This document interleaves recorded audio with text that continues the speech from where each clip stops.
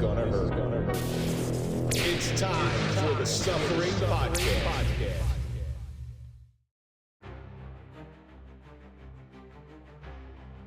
Life rarely moves in straight lines. It bends like a winding road, disappearing into a fog-covered horizon. One moment you're walking beneath a sky painted in gold, and the next you're caught in a storm you never saw coming. The path shifts under your feet, forcing you to adjust, to stumble, and sometimes to stand still just to catch your breath. There are turns so sharp, they feel like betrayal, where the familiar fades behind you and the unknown stretches out like a vast, unmarked wilderness. In those moments, the air feels heavier, the silence louder, and every step forward feels like a quiet act of courage. Yet even in the darkness, there are flickers, small lights of clarity that remind you the journey is still unfolding. And then without warning, the road opens up again into something breathtaking. A valley drenched in sunlight where every struggle suddenly feels like it led you here. The scars you carry begin to look less like damage and more like a map of where you've been. Life was never meant to be a straight path. It's a wild, unpredictable landscape that shapes you in every twist, every fall, and every rise. I'm Kevin Donaldson, always here with Mike Falaise, and welcome to the Suffering Podcast. If you're a fan of overcoming adversity and overcoming suffering, then we're for you because that's what we do here, and that's the stories that we highlight. So do me a favor, hit that like button, subscribe to the channel, please comment, ring the bell so you can get notified of all of our new content, and now you can join. And of course, follow us on all social media so you can find out what we're up to when we're up to it. On this episode, a gentleman who I've been speaking to, he's a brand new friend, but he's turning out to be a real solid guy. Tonight, we welcome Chris Stoddard to talk about the suffering of the Roll the Bones. Oh, thanks for having me, bro. So we want to do the branding properly. No, I do love your podcast. I've been watching it ever since Keith Shibley turned me on, the little Lebanese midget. No, I shouldn't say midget. He's a little person.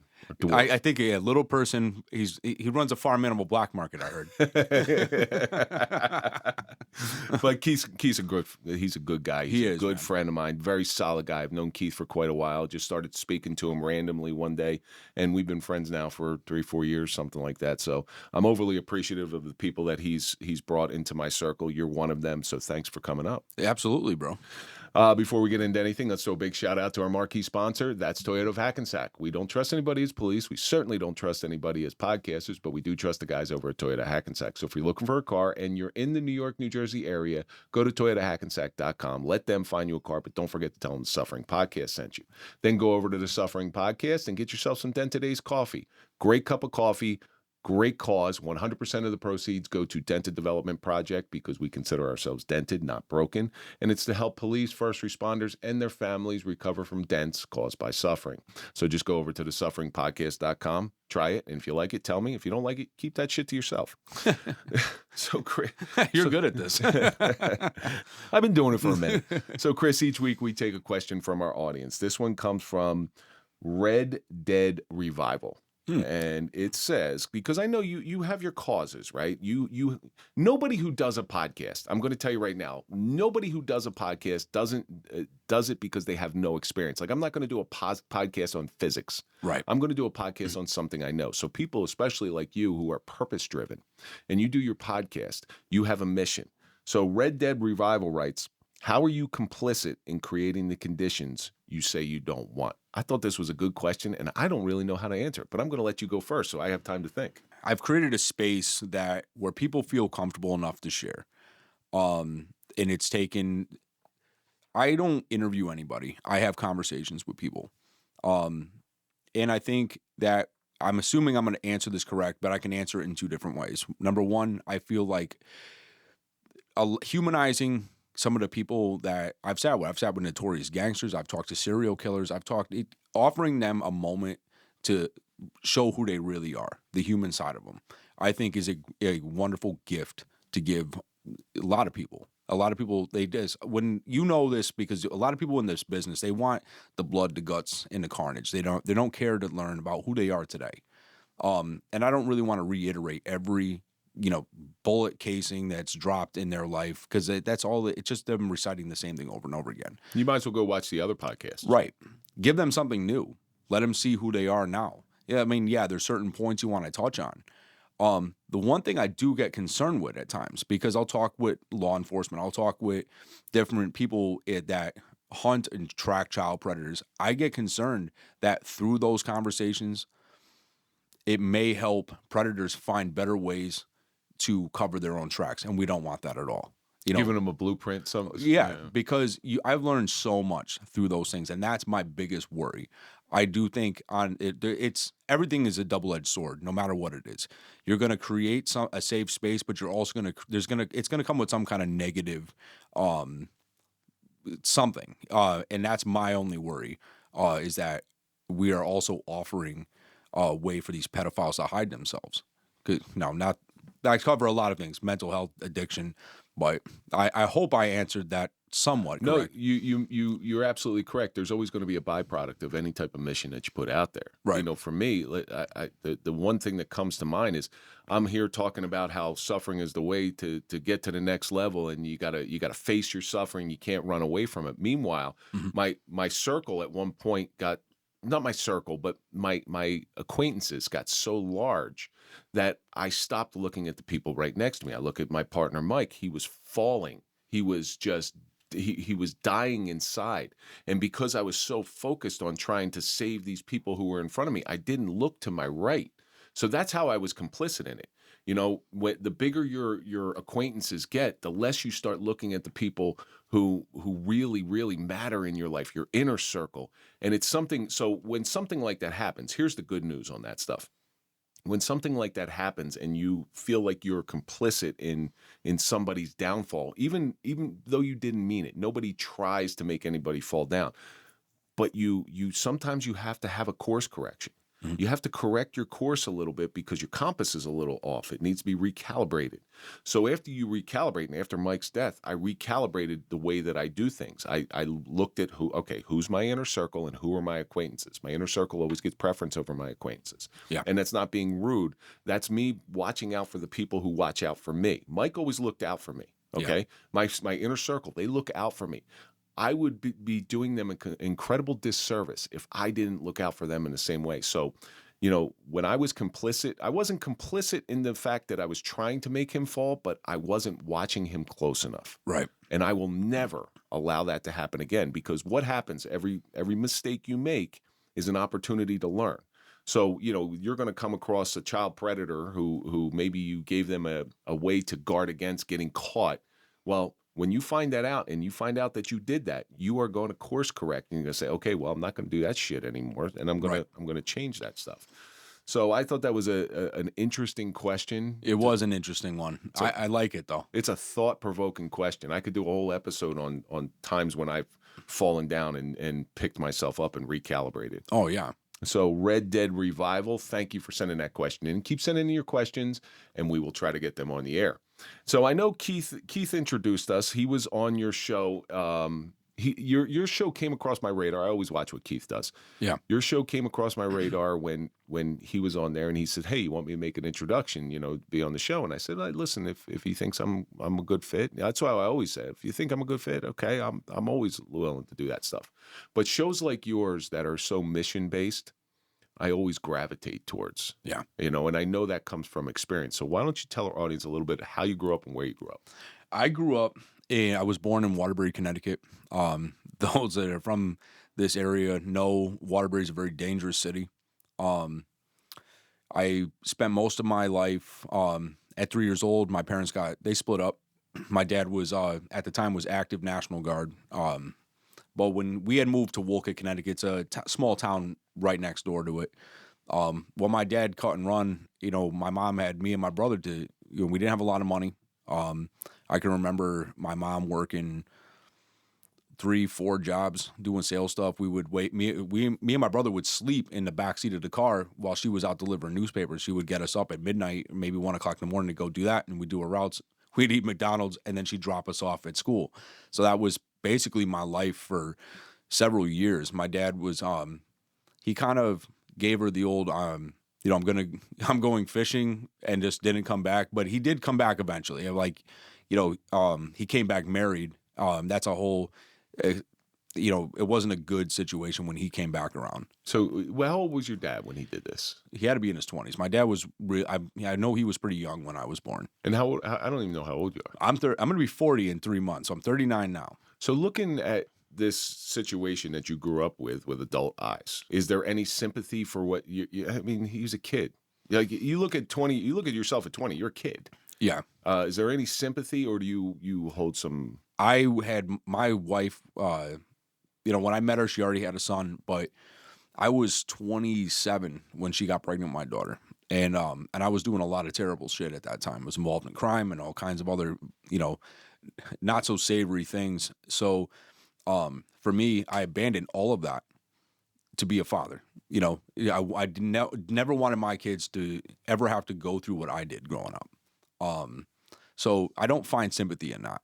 Like there was plenty of ways. My grandmother, his mother, has always been an amazing individual. She's I know she was really tough on him when she was a kid. I think my father I think it was lack of maturity. You know what I mean? And I don't hate my dad at all, but he's still not ready to have that conversation with me. Me and him haven't talked. We kind of cut ties with each other a couple years back, so we had nothing to say to each other. So, sometimes that's the best way to heal a relationship, and it's the hardest thing to do. I've done that several times throughout my life. I've cut ties with people because the relationship was going down an avenue I didn't like, even with my own family. Mm-hmm. And sometimes those relationships come back if they're worthy to come back, but sometimes they never repair themselves, and you kind of left stuff unsaid, which is a little regretful. Because even if you get something off your chest, but that was the way I dealt with stuff in the past. I dealt with stuff. I'm like, you're excommunicated. Like I don't want anything to do with you. Interactions with sexual assault victims are on the rise. Yet training remains scarce.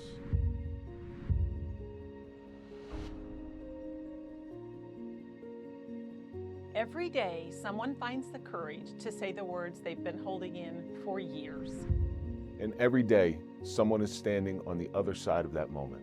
The question is, will they know what to do next? Trauma doesn't come with instructions. It doesn't look like the way we expect. It doesn't respond to force. It responds to understanding.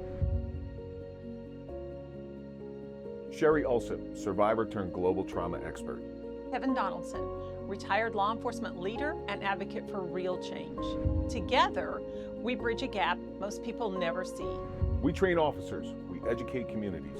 We change how first responders listen, question, and lead.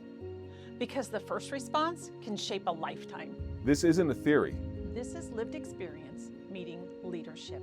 And when compassion replaces confusion, healing begins. Sherry Ulsop and Kevin Donaldson, changing the way we respond so survivors are heard. At this point in my life, I have no middle ground.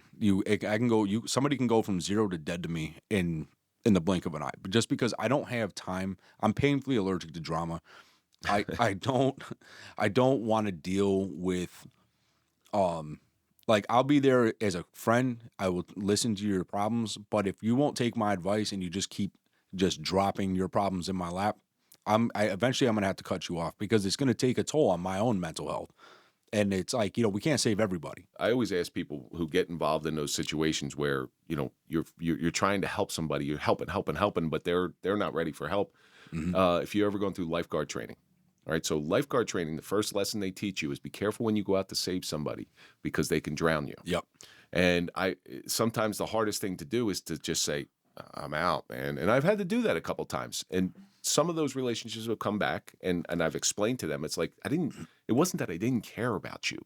It was, you were drowning me and I couldn't, you were drowning. I couldn't drown with you. Yeah. And it's the epitome of tough love, but it's one of the hardest things in the world to do. It is. So for you to do that to your father, I listen, man, I get it. I completely understand that, but it had to be tough and it had to weigh on you as a little kid. Well, growing up, I mean, my mother, she eventually remarried.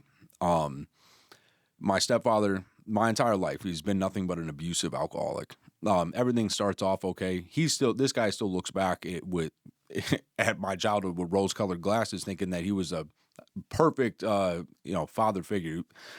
He would do everything from, he would throw shit at me or my brother. He would threaten to kill me in my sleep. It was just really verbally, physically abusive. He got to there was a time where the police would be at my house 2-3 times a week. And I would either have to stay at my uncle's house, my aunt and uncle's. It was crazy because they wouldn't make him leave. I'd have to leave. So You're a kid. I know. So we would go, and at least they knew we were somewhere safe. It was just complete bedlam all the time. And eventually, it put me in a weird situation because, eventually my dad's back around at this point. So, I'm probably 5 years old, 6 years old. I'm going through this with the alcoholic. Then I go to my father's house, and my stepmother, and no matter what I did, my father would tell me, "Oh, you're wrong. You didn't do that right. It was just, you're a fucking idiot." That kind of stuff. My stepmother would tell me that basically it was my fault that my parents got divorced. And then they would play the court game where my father would drag me to a therapist, making me think I was something wrong with me.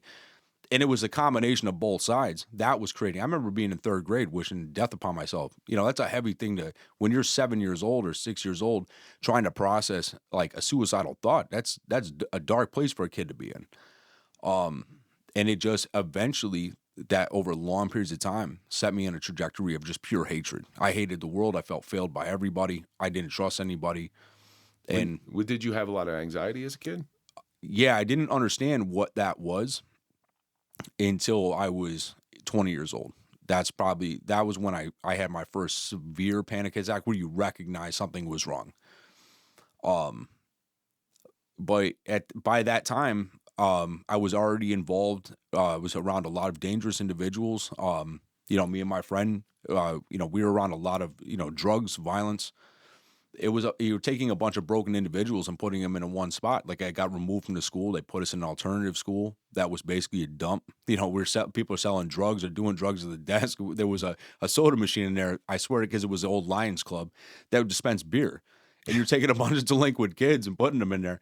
But when I had that first panic attack, bro, like, I thought I was dying. And I always joke, it makes me feel better about it. But I went to the mental health unit in the hospital. I took a trip to Toontown for a little bit. And that was where I really got introduced to the benzos, and I got hooked on those for a long time. When you have a kid who's got that anxiety and their nervous system goes into survival mode, and it has a way of revealing itself. Now, coming from the childhood that I came from, I've coached sports and stuff. It's made me powerful because I can recognize that in a younger kid. Sure. But I've also taken great lengths into making sure that my anxiety, my current anxiety, does not weigh on my kids. Yeah. The things that I'm anxious about, I tried my best, and sometimes I'm unsuccessful. Yeah. But I try not to make them anxious about the same things. Yeah. I'm incredibly OCD. I eat with the same fork. I eat on the same plate. Like crazy stuff like that. And I've recognized that in my youngest son a little bit. I'm like, shit, man. Like, that's a behavior I don't like. Going back to the social media question, it's a behavior I don't like. Yeah. And yet I'm complicit in perpetuating it. So, right. how was that anxiety coming out in you a little before you could recognize what it was? It was pure anger. And I didn't realize that anger can be a manifestation of your anxiety. Because I'm in therapy now. It took me 35 years before I went and got it on my own. We have people like us, we have a faulty fight or flight. Like, so our response is different. I grew up through violence and conflict all the time. So anytime that I feel my heart rate go up, to me, that's like you're preparing to either take a hit or something negative is going to happen. So I would hurt people. I would get in fights with people all the time. I would put myself in destructive situations almost on purpose because I didn't have the balls to hurt myself. It's passive suicide, though. Right. But, so I would put myself in any dangerous situation. I would do reckless and wild things. I know the guy that brought me here, he stopped me from killing a kid in the back of a friend of ours' house. It started off as a joking fight until I grabbed a tire chain and a can of gas, and then it wasn't funny anymore. And those are those things, and it was like you're just hoping for somebody to put you down. Because you were born in chaos. You lived in chaos. 100%. You can't live without chaos. And when chaos isn't there, when it's quiet, it's hard to wrap your head around quiet. So what do? You fill it with what you know. You fill it with chaos. Right. Let me ask you this question, and it's kind of an off-topic question. Go for it. Do you sleep with the TV on? Yeah. I have to hear something. because that quiet is deafening. It is. You know what? I think I said it when me and you sat down. And I've said it to other people. For me, it's the loudest when it's the most quiet. And I'm not at that point where I need to drink a fifth of whiskey just to go to sleep because the silence, the noise in my head. And it's like a hurricane in there sometimes. It's something my wife doesn't understand. Okay, my wife grew up in a household it's an Italian household, so normal is a very relative term. But she doesn't understand why I need to sleep with the TV on. I need to fall asleep with the TV on because it empties out my brain. I can concentrate on that noise, and I don't have to listen to the noise in my own head. Yeah. So it's a tough thing for somebody who's never grown up like that to understand. Yeah. And that's why I write books, and that's why I podcast, and that's why I do the Instagram lives, because that's how I get that shit out of my head. Oh yeah. Yeah. So, you're involved in all this behavior. You're kind of going down a road that's not healthy. Did your mom's always around, right? Oh yeah. Did she try to say, hey, look, Chris, what the fuck you doing? Not really. My mom would go out drinking with us, Oh. So my mom, when I was a kid, my mom acted more as a friend. Like somebody you go out and party with. My mom, she's nuts. And I mean, we've always had an interesting dynamic. But it did create a little bit of resentment towards her because I felt like, why would you not just leave this guy? Like that was dry. Like this guy locked your two kids outside in January. We had no coats on, nothing. And the option was we're going to go in there and he's going to possibly do something to hurt us, or we just deal with it. It's 13 degrees outside. We were out there for almost 2 hours. Why would you not, with the amount of cops, to leave him? Your blood, he's not. Right. And the thing is I see things a little bit different now, but it's still, that little kid in me, it still holds that resentment to a degree. Did you ever look at the psychology of your mother when it comes to getting involved with this toxic relationship? Yeah. I mean, she was a broken person. She's left with two kids. Yeah. Left alone, no support system, working her ass off, trying to do the best she can. Yeah. And then here comes this guy coming along, and she sees a little bit of stability. Yeah. Maybe. I think she got trapped, and then I see that situation. She's just as much of a victim in this as anybody else. I don't like using that term. I'm not a victim of anything. Like I'm a survivor of childhood abuse. I won't give him the satisfaction that I'm a victim. But that's the Good Will Hunting scene that I love. You know which scene I'm talking about? No, I haven't seen that movie in years. But. Robin Williams starts telling Will Hunting about his father, who was a nasty drunk, right? Yeah. Oh no, Will. This is Will telling one of his mom's boyfriends was a nasty drunk, and every day when he would come home, there would be three things laid out. There would be a wrench, a belt, and a switch, or something like that, right? And he would say, "Choose." Yeah. And Will goes, "Choose the wrench." And Robin Williams asked him, "Why would you choose the wrench?" And he goes, "Fuck him." Yeah. That's what he's because fuck him. Yeah.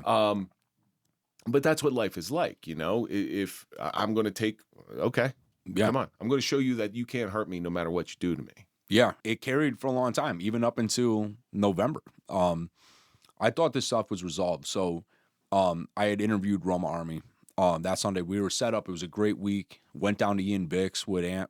Me and Ant talked about it the whole time. Oh, we're going to get our own studio. We'll start doing stuff professional level. So I was shopping around. While I was out, my wife had called me and was just like, because we live together, my mother, and I mean, the guy's damn near dying now, my stepfather. But if we left because of the damage he did to her life financially, she would lose a house.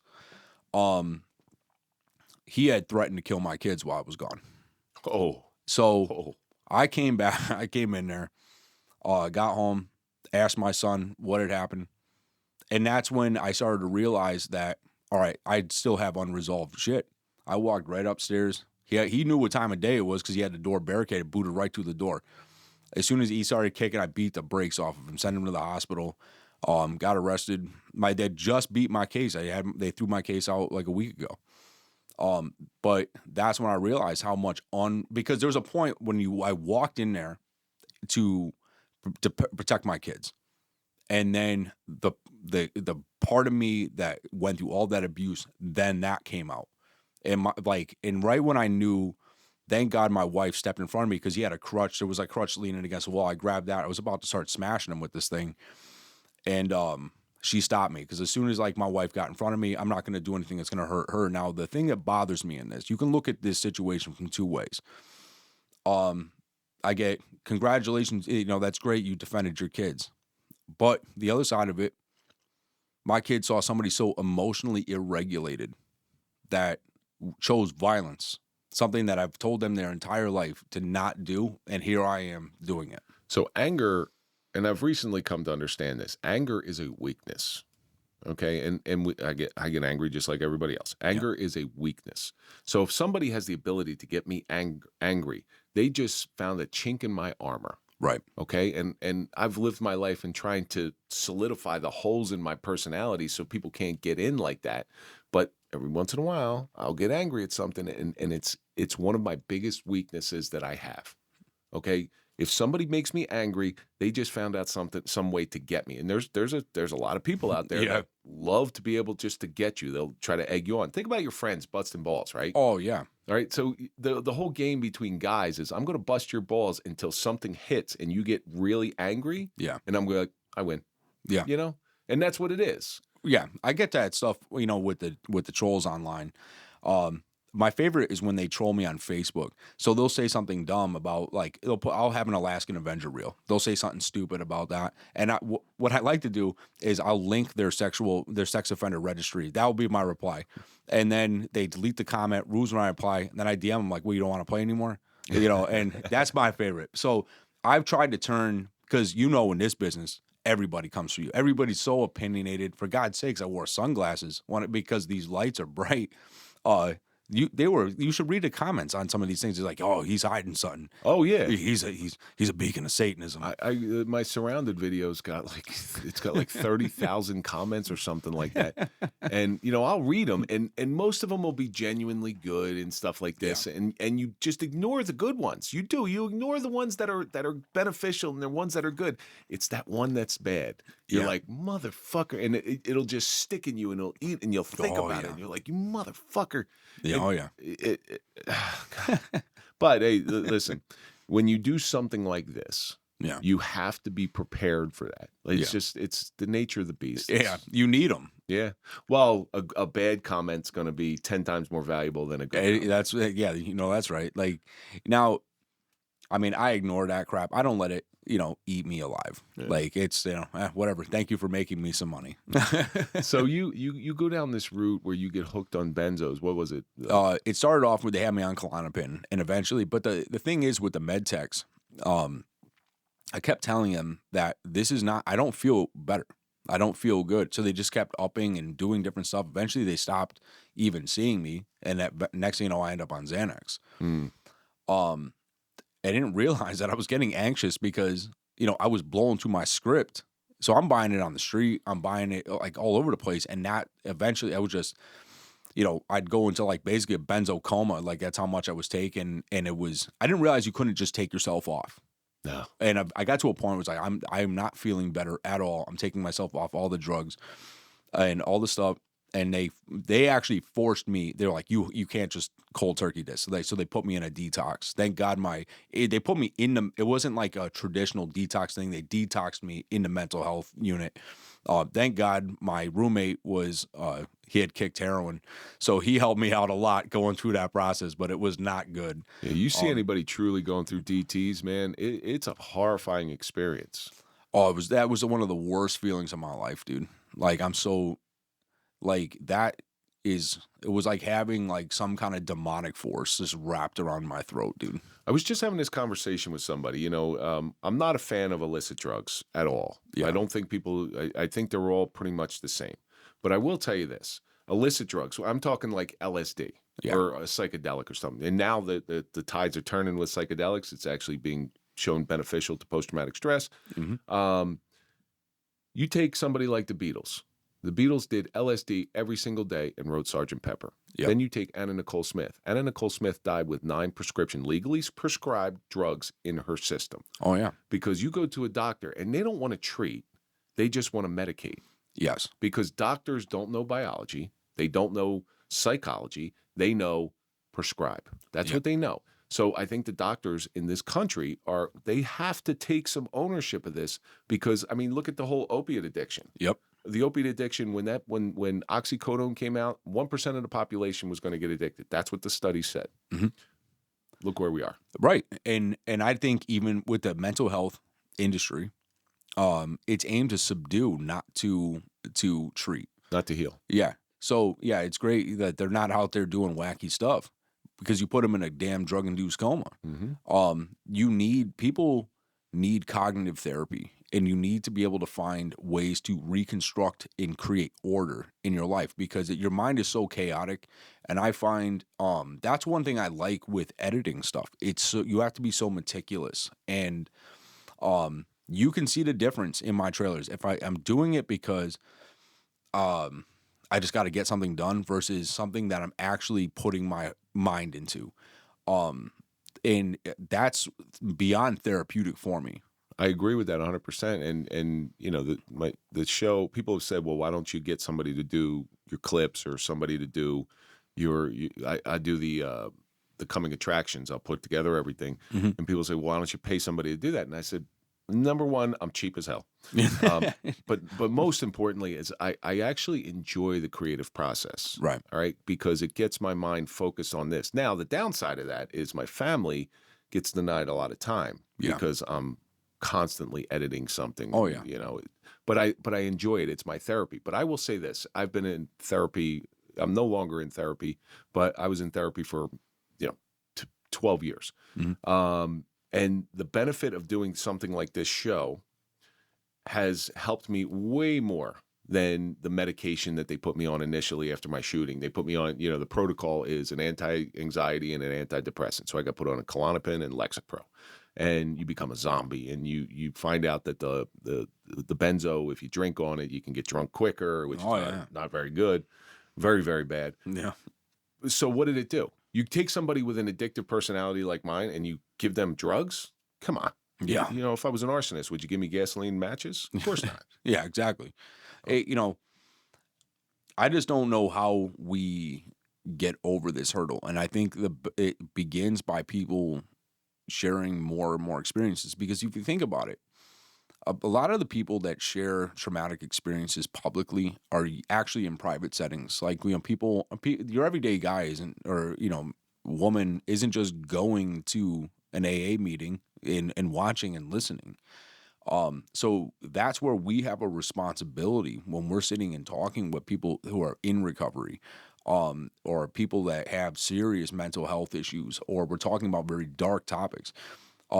We have to show each individual a lot of love, care, and respect, but also, raise the awareness of what's actually going on out here.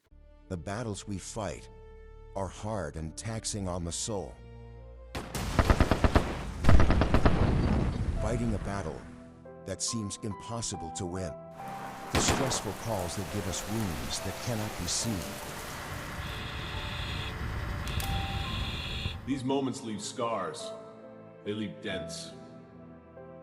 Sometimes we just need to sit and talk over coffee. Finding a moment of peace in the comfort of decompression with those whom you share difficulties. Sharing moments with those who are the only ones who understand. Our peace comes in the quiet moments we can share with our brothers and sisters. It's just a moment to sit, listen, and let it out. We may be dented, but we are not broken. The Suffering Podcast, Dented Ace Coffee, was created to bring the peace to the protectors. Dented Ace Coffee is a tribute to my brother Mike Falaise and all the others who couldn't find their peace. 100% of the proceeds will go directly to Dented Development Project so that we can begin to repair the dents caused by suffering in veterans, first responders, and their families.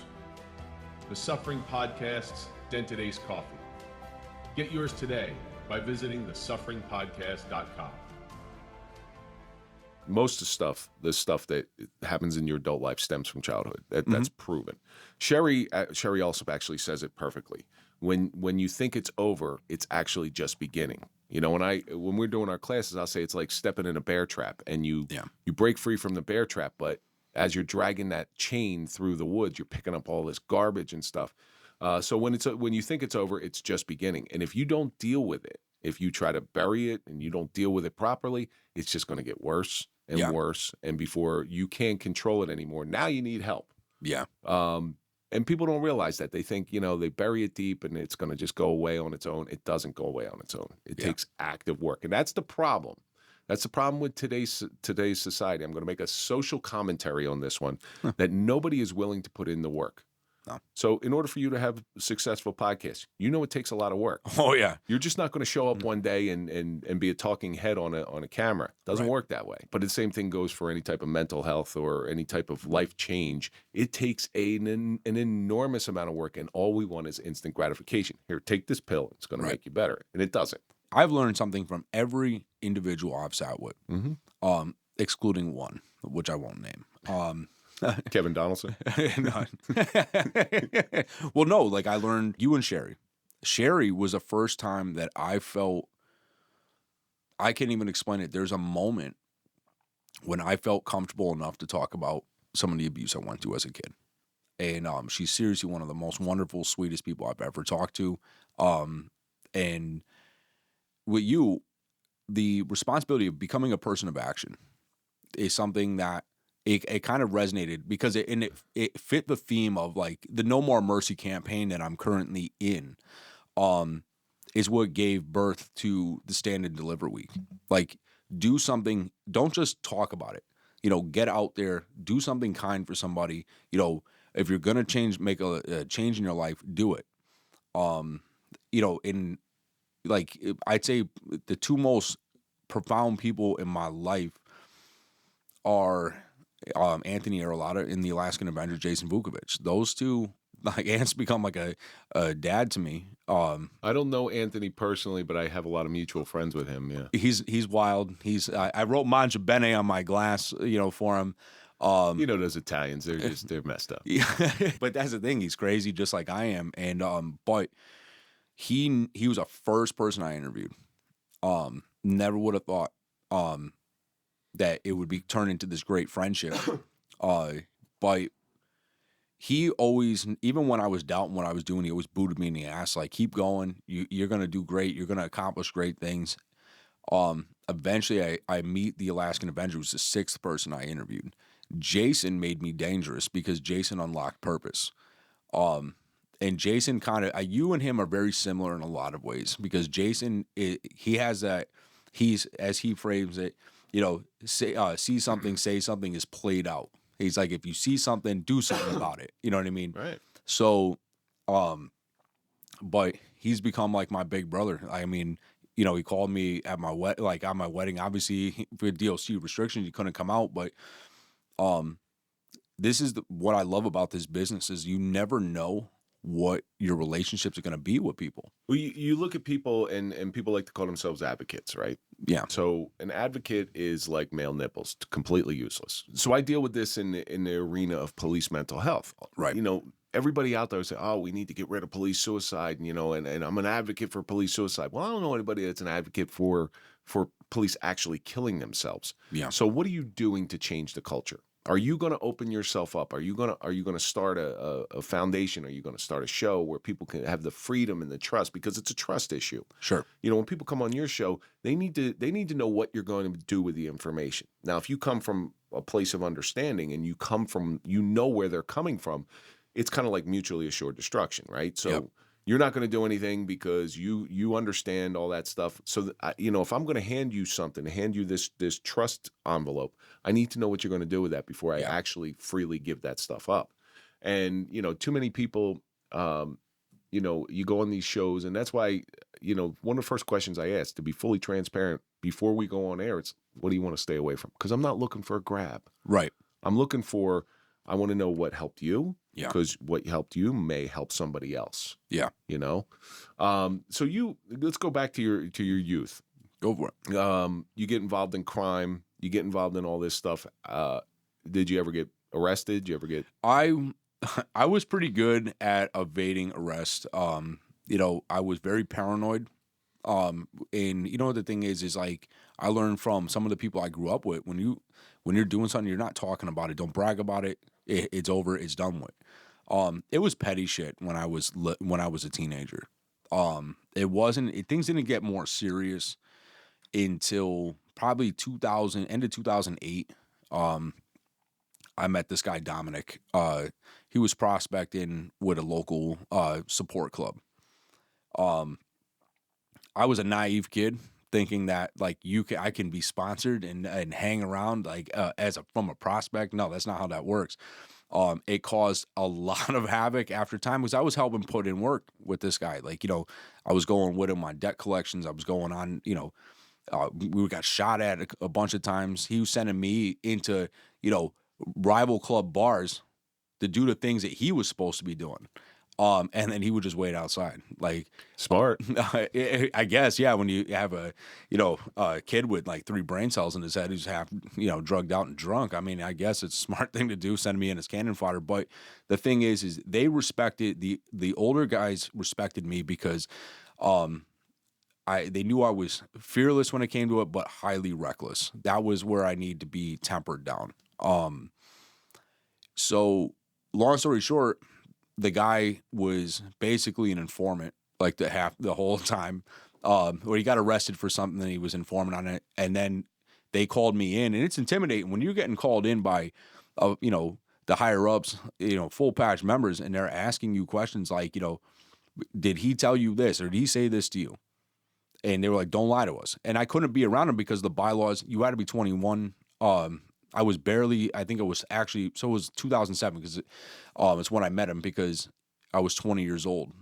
You couldn't be around him because they do all their stuff in bars and clubs, and a lot of the bars you'd go to anyways, they're just seedy bars. It's not going to check your ID anyways, but it caused a lot of problems. Eventually, I tried to escape that world.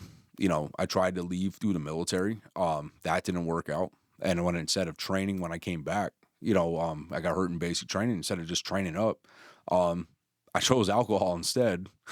So, but yeah, it was a violent road. Like, you know, there's a lot of violence I seen around when I was around the club, for sure. So you can dip your toe into the underworld, right? You can dip your toe in there, but eventually it comes a time where there's a tipping point where you're almost fully submerged, and getting out becomes much more difficult. Like you can test some stuff. And when that happens, that becomes a problem. It is. And the thing is like I had a lot of friends that were hooked on heroin at this point. I never got messed up on the opiates. And I remember this guy, Chris, I'm still talking to him today. And he was like, well, hang around with me. If you're not going to get out of this bullshit, then I'm going to teach you the right way. So he owned a repo business, hanging around, but he's seen them all nodding out. He's like, these guys are going to get you killed or put in prison. Just, you know, come hang around with me. They used to be up a couple, it was like maybe a town over in an industrial park. There was one of those old, I don't think OTBs exist anymore, the off-track betting. Maybe in New York, I think they do. In Connecticut, I'm not sure. Maybe if I went down to the casino, perhaps there'd be some, but that's where he would lend money. So he'd pick up guys because they'd all be out there betting on the track or whatever. And he was showing me the proper ways of doing it. Sometimes people were, you know, here you go, here's the money. Other times they had to get a little more rough. And that's when you start seeing there's a big difference between just getting into a small fist fight brawl and then seeing real violence.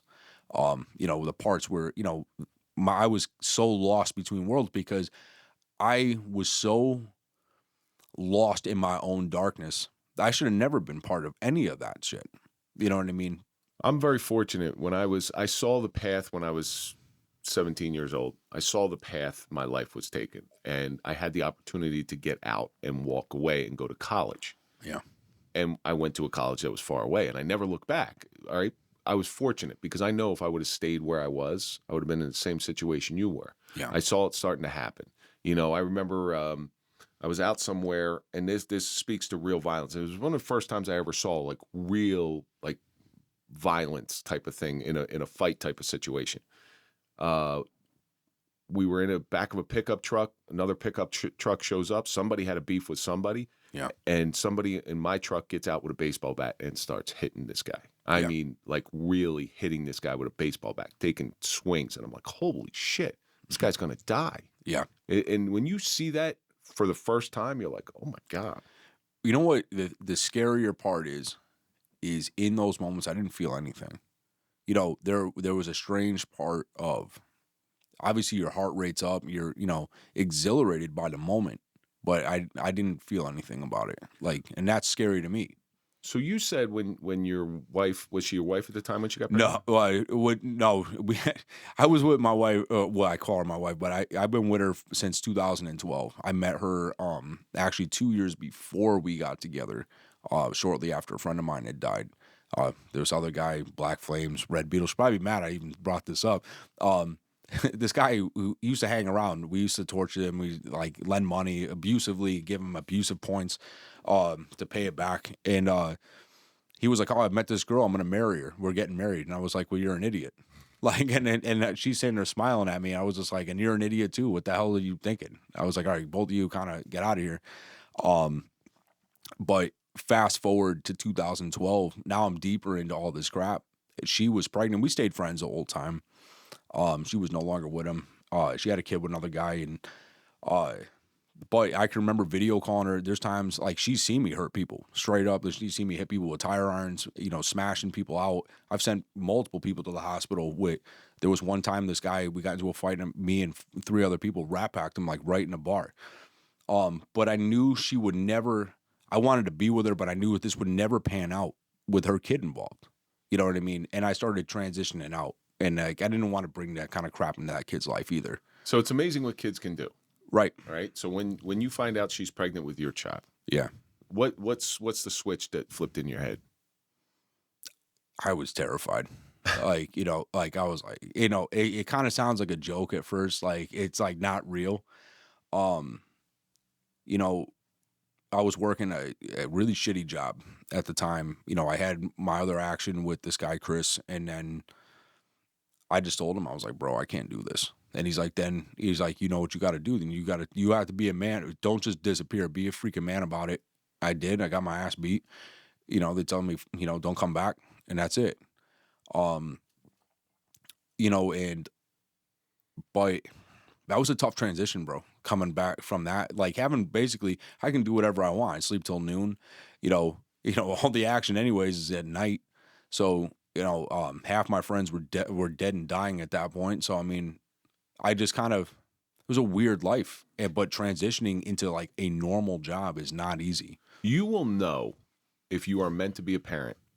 First time you find out you're going to be one, you will know immediately. Yeah. And I've seen it both different ways. When I found out my wife was pregnant with my first child, it was almost like a wave of panic because it's like, oh my God, I got another life. And the responsibility thing hits you hard. Some people run away from that responsibility. I've watched other people get pregnant, or their spouses or girlfriends get pregnant, and they'll start thinking like this: oh my God, now I can't go snowboard. I've watched this. I can't go snowboarding. I can't play golf when I want to play golf. I'm like, bro, are you fucking kidding me? Yeah. This is you're about to have a life-changing experience for the better. Yeah. You know, and so those are the people that I say that maybe they shouldn't be parents. Yeah, absolutely. Because if a kid is not enough to wake you up, yeah, there's really nothing else. Yeah. Dude, my kids are wild. You know, we joke, my youngest, he's going to be 6 soon. We joke because he's got that entrepreneurial mindset. He's in the wine business now with Anthony. But he doesn't understand any of this business, like the social media stuff.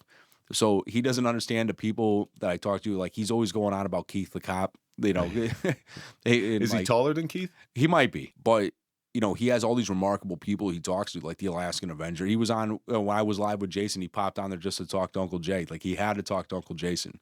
And even my daughter, like having kids has been the greatest thing that's ever happened to me. You move on, you finally get yourself straight.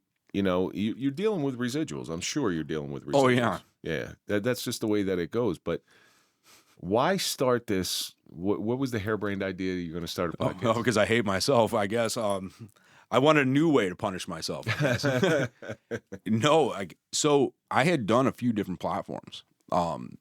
My friend Mike Cross, he was I was a real estate agent at that time.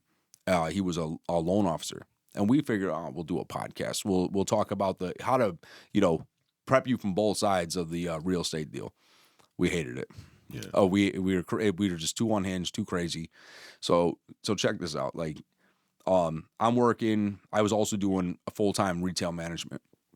He sends me a text. This is in 2022, like right in January. He's like, "This is what we need to do."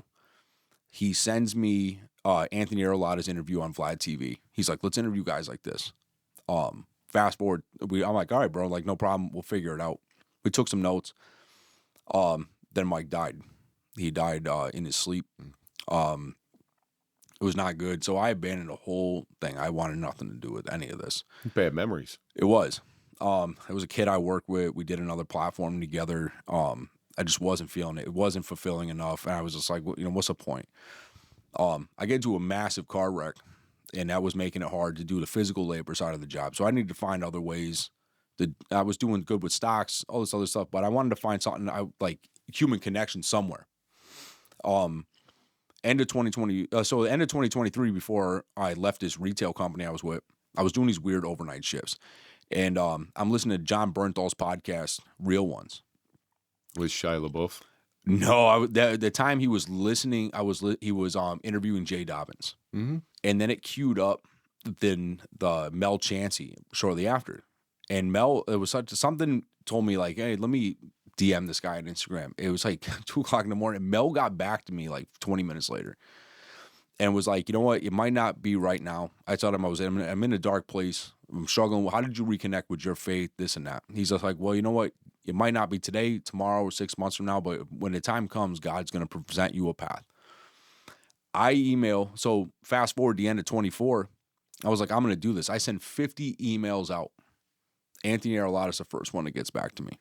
Out of all 50, the interview that Mike had sent me, and then the crazy thing is, the second guy I interviewed was Jay Dobbins, the interview I was listening to that led me to Mel. Yeah, I spent some time with Jay out in Nashville a couple years ago, and he's an interesting dude, man. He's a good dude. He is. He's an interesting dude, but him and I. So we had to go. We were speaking at the PBA National Convention. Mm-hmm. Him and I, and he was the day before me, and we had to go to this. It was like a barbecue. Right. It was someplace in downtown Nashville. Yep. And him and I are standing in the corner together. Yep. Right. With our backs to the wall. And we're not talking to anybody because it's a lot of people there. And we don't want to talk to anybody. It's all cops, but we don't want to talk to anybody. And we're just actually joking. We're like, yeah, nobody, we don't want anything to do with this crap. Like, that's the way it was. And, yeah. It was interesting. He's an interesting, and then we drove back to the hotel a little bit and, talk, but he just got married, I think. I haven't talked to Jay in a while, but I mean, he was such a nice dude. Yeah. He's very genuine. He is. And it's very interesting though when you see how everything came about. That I put a lot of spiritual context behind the building of all of this. The relationships I built, like, it's crazy because it's like, I'd say 90% of the people I've interviewed have now become friends of mine in a lot of ways, which not a lot of people can, say that. Like, I don't get bogged down with personal drama or personal beefs. It just, I try to build bonds with individuals. Like, and if I connect with somebody, I'll go to war for you. I don't need the money behind it. Like, I'll support, if you have a cause that I believe in or I can get behind, I'm going to support it to the end. I think the best thing to do is to get into these relationships without a transactional mindset. It's like, what can you give me? And when you asked me to be on your show, I didn't want anything from you. I really didn't want anything from you. Yeah. And then when I had an opening, I'm like, hey, Chris, why don't you come up? Because I think it would be a great story. Yeah. But I don't go into these things because if you go into something wanting something from somebody else, you're going to be disappointed. Right. And there's a lot of people out there. There is. Yeah. And you know what? But they make themselves known pretty quick. Yeah. Like, because they get frustrated. They get tired of the dance. Yeah, they do. Yeah. And, Anthony he's got me pretty sharp right out the gate. Like, a lot of snakes are coming for you. Oh, yeah. And he's like, just watch how they move. Mm-hmm. And, this guy I recently connected with, James Stryker, from the War Network. Such an amazing dude, just a positive individual. He has his own mental health app. Those, like, I'm gonna always push. Like, I don't need, it's not a paid sponsor. Like, it's just because I'll support my friends. Same thing, reason why I'll plug Dent Today's Coffee when I'm on a live, or direct people to Sherry, or in the Alaskan Avenger official.com. Like, it's just what I'm supposed to do. Support my friends. Like, Keith has become, like, he's become just like, he's a brother to me. You know what I mean? Keith's one of those guys, if I don't hear for a little bit, I'll call him. I'm like, what's up, bro? Something's going on. Yeah. What's up? Keith is, I love that dude to death. And the thing is I know with Keith, he's trying to figure out his own path, even with the speaking stuff. And I told him, whatever you want, I plug it every time I go live, just to hell. Like, he's like, oh, bro, you don't got to do that. I've been trying to work with him with the speaking stuff. I'm like, you got some time left on the job, so you can't go out there full force. But if you set yourself up properly, right, you'll be able to hit the ground running. Mm-hmm. And he's really good at it. So I've been to events where Keith and I have spoken at the same events, and he's really, really good at it. He just, here's the hard thing when it comes to this type of lifestyle. It's getting your spouse to understand. Like, I'm sure you run into this now with your wife. Like, you're spending all this time doing this show, and like, what are you getting out of it? Because eventually, what's going to happen? It's like, you're taking time away from me, and you're not getting any return that they can see. They can't see what's inside your heart and what's inside your soul. Yeah. So that's the hard part. And that's where, he's running into issues. And I always say, hey, listen, talk to my wife. She deals with my bullshit all the time. My wife puts up with so much. Like, and the best thing is she works with me. Now I finally agreed to let her handle, my scheduling, because I was just doing too much. But the hard thing, I've also brought her into a very wild life. I mean, not many people could say they started their day. I got a text message from a serial killer in the prison app. Yeah. Then I'm having a meeting. I'm talking to you like 2 hours later. Then I'm on the phone making jokes with Keith. And then I'm talking to the Alaskan Avenger. And then I'm having dinner with Arlotta. Like, and we just take her out. But she is so beyond supportive of this. And well, if you can mesh your worlds like that, there was one guest I had on here, Anthony Autry, right? Anthony, he grew up pretty wealthy, but he got involved in drugs and stuff, went away to prison, and that's kind of where he sits right now. He flew out here from California, and his wife's with him the entire time. Like, that's their thing. They mesh the worlds together, and it gives him a lot of freedom because now his wife sees the good that he's doing. Yeah. But also you get to spend some time with your wife, and that's a hard thing to do. It is, bro. Yeah. The balance, it was hard in the beginning.